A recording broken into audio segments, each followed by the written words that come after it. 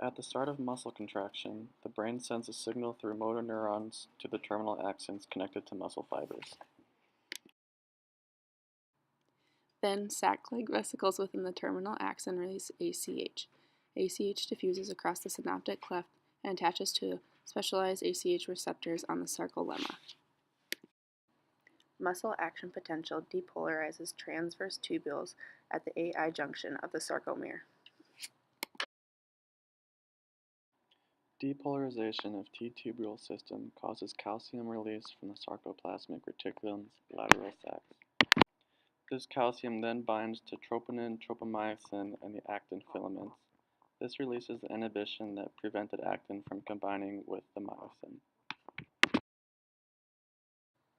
During muscle action, actin combines with myosin ATPase to split ATP with energy release.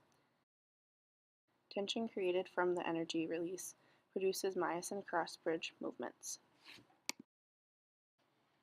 ATP binds to the myosin cross-bridge, breaking the actin-myosin bond, allowing the cross-bridge to dissociate from actin. This leads to sliding of thick and thin filaments, causing muscle shortening. This cross-bridge activation continues as long as the concentration of calcium remains high from membrane depolarization. This inhibits the action of the troponin-tropomyosin complex. When muscle stimulation ceases, calcium moves back into the sarcoplasmic reticulum's lateral sacs through active transport requiring ATP hydrolysis. Calcium removal restores inhibitory action of troponin tropomyosin. In the presence of ATP, actin and myosin remain in the dissociated relaxed state. Now we will look at the following video which puts muscle contraction relaxation into action. Calcium ions are stored in the sarcoplasmic reticulum and are released in response to signals from the nervous system to contract.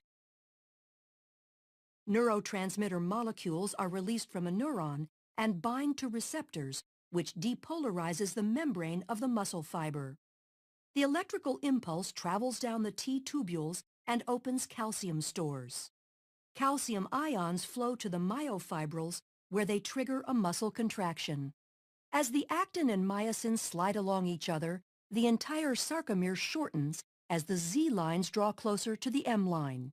As the sarcomeres in myofibrils contract, the entire muscle fiber will shorten. When muscle fibers contract in unison, a muscle can produce enough force to move the body, allowing you to take notes.